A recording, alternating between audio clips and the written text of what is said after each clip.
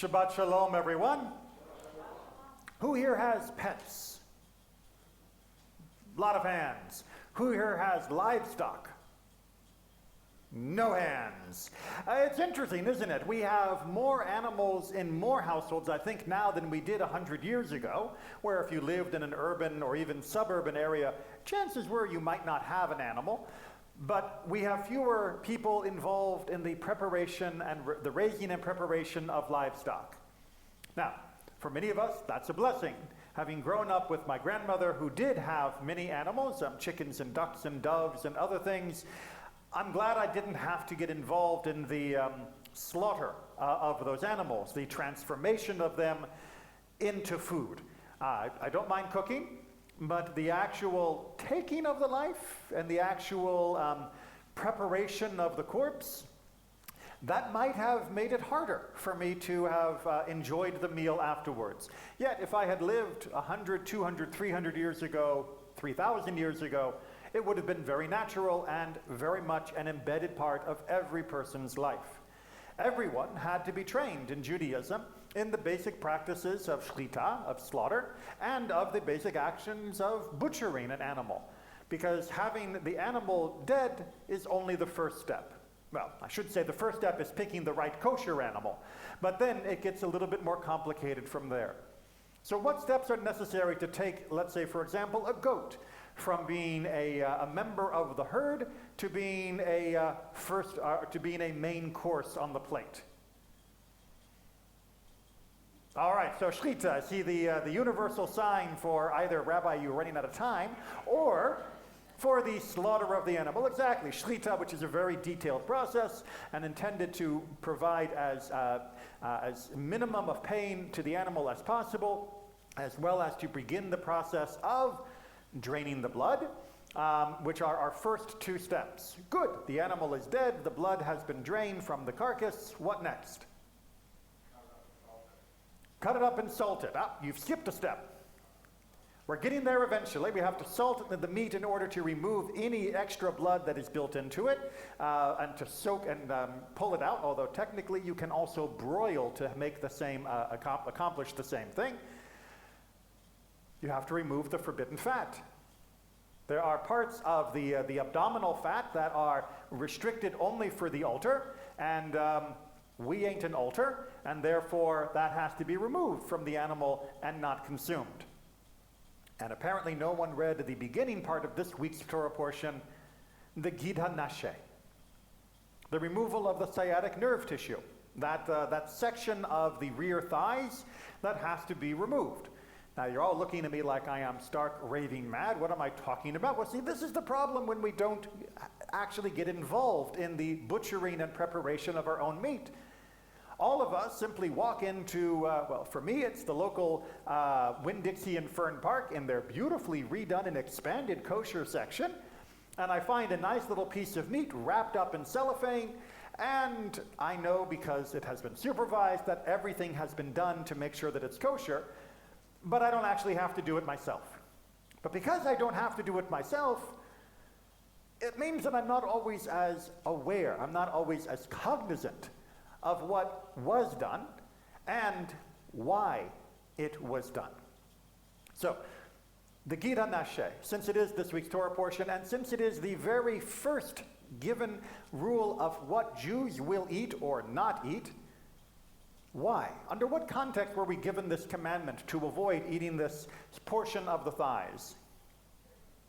Jacob, exactly. We talked about this last night, not the thigh part, but about his very famous wrestling with this mysterious being, entity. And we talked about how this led to him being renamed Yisrael. But also in this same section comes the practice of not eating this portion of the thigh, because it was in that portion that he was injured by his wrestling match with this entity. And so as a commemoration of the wrestling match, we don't eat from that portion. Satisfied? Please. Now that I know that it's a commemoration, what am I supposed to be remembering when I do this? Exactly what emotions, what spiritual insight am I supposed to be taking away from the fact that at some point in my past, an ancient ancestor had a bit of a fight and had a limp, right? Did every time Abraham stub a toe, we have to change what we eat? If Sarah cut herself sewing, do we change our diet? What were we supposed to learn from this particular struggle that led to an eternal part of our dietary guidelines? Because remember, God was not telling us to stay away from this just because it was flavorless, although from what I understand, it is supposed to be flavorless. God was hoping that we would have some spiritual insight from the continual act of choosing not to eat from this portion of the animal. So let's trot out a few possibilities. You gotta come for the jokes, people. Let's trot out a few possibilities. One, says Bechor Shor, is uniquely in this wrestling match and the limp that came afterwards, we recognize by the very giving of the name Yisrael of one who contends or strives or supersedes over people and divine entities, the glory of Yaakov and the glory of our people, and therefore that limp is a badge of honor. And as such, since Jacob is not around to limp for us so that we can realize that he was able to strive and only got a limp, we have to change the way we eat so that we can remember it. And so that we remove that portion, and each time we remove it, we remember the glory of Jacob, our ancestor, who strove with both people as well as what was divine, and was able to come away victorious. That is a fairly amazing insight to lay on a bit of leg. To say over and over again, every day when I am out butchering my animal, and I have to remove this, and why am I removing this? Because I'm remembering the glory of Jacob, the glory of our people, of we are Yisrael.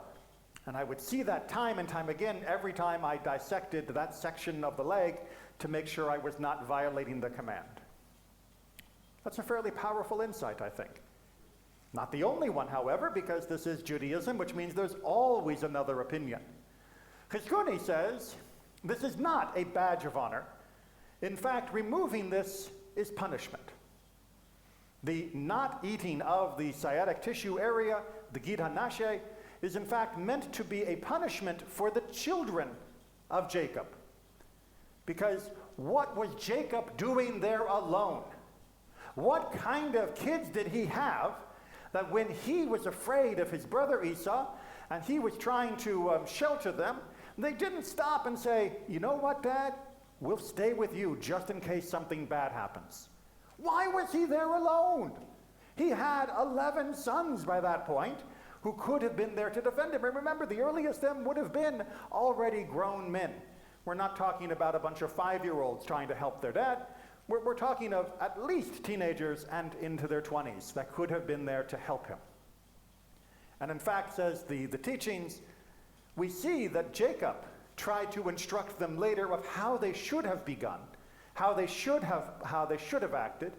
When he goes to tell Joseph to go find his brothers, Jacob is seen escorting Joseph in the initial part of his journey. And this is what the sons should have done for Jacob, and had that happened, he would not have had a limp after his encounter, because they could have ganged up on whatever this other entity was, and no one would have walked away with any lasting injury. And so we remove the Gid HaNashe, the sciatic tissue, in order to remind ourselves of the failings of our ancestors, of those who were not willing to be there to protect their family, to protect their community from potential threat, for those that only thought about themselves and allowed others to come and go without escort, levaya as it's called, without protection and without camaraderie. And so when we are there slaughtering our animal and removing the sciatic tissue, we are saying to ourselves, I will not be like the children of Jacob. I will do better. I will be there for those who have no one. I will protect those who are vulnerable. I will not allow another person to succumb to any sort of injury that I could have prevented had I merely been attentive to their need and their presence and just shown up to be there for them. Each time, each leg, the same reminder. Not bad, is it? There are other ideas as well. There are those who argue that this is meant to remind us of the greatness of Jacob. There are those who say this reminds us of the greatness of the struggle. There are those who say this reminds us of the way that we should lay down reminders within our life of the different moments within our life so that we can hold on to them.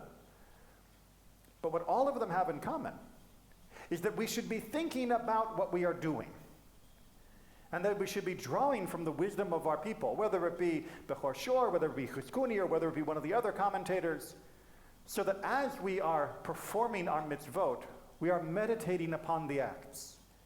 We are learning from them. I mentioned this last week that Judaism is not about making you do the right thing. It is about making you do the right thing so you can become a better person.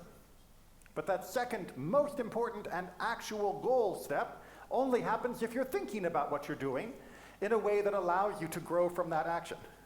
I need to staple this to my shoulders. Excuse me. And the mitzvah of Gida Nashe is, I think, one of the best examples of how we have become oblivious to a mitzvah that even if we are eating kosher meat, which, God willing, we all are, we are not thinking about as we do so.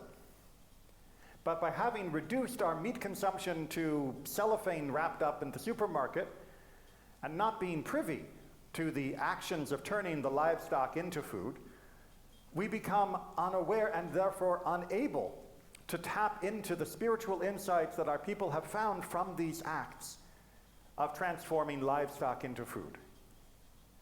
The Torah was not given to us just so that we could do the right thing. It was given so that we could feel the right thing. But that means a little more study, a little more insight, and a little more action.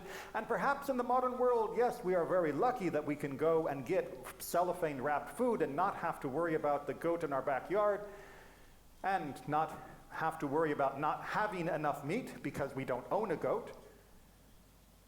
But that convenience comes with a cost. And that cost is we have to try a little harder. That as we pick that up from the freezer, we think about all the different things that went into creating it, and all the different mitzvot that were observed in making sure that it could come to my table fit for consumption by a Jew, and all the different spiritual elements can come flooding into us as we prepare it. But that's a higher price to pay, because now we are forcing ourselves to come and confront this point rather than doing it in the more antiquated way of doing it hands-on. I think we're up to the task. I think that with a little study, we can transform the act of buying kosher meat into being equivalent to the act of slaughtering our own kosher meat. But it will take effort. But the effort pays off, because now you're not just buying something and throwing it into the trolley at the supermarket. Now you are participating in the great drama and spiritual path of our people. And that's a very reasonable cost, I think. Shabbat Shalom.